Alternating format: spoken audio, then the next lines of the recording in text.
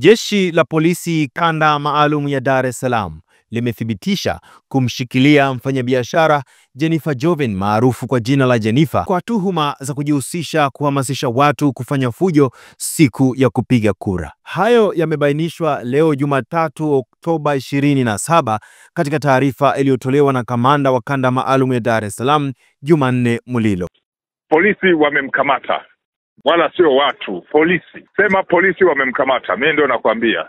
Anatuhumiwa kujihusisha na kuhamasisha watu kufanya fujo siku ya kupiga kura, siku ya uchaguzi mkuu. Anatuhumiwa na kuhamasisha watu kuchoma vituo vya mafuta. Anatuhumiwa kuhamasisha watu kuwashambulia maafisa wa polisi na vitendo vingine vya vurugu kwa njia ya mitandao na njia zingine mbalimbali ambazo tutatoa ushahidi wake mahakamani. Na kwa sababu hizo, baada ya kufuatilia, amekamatwa na jeshi la polisi na anahojiwa.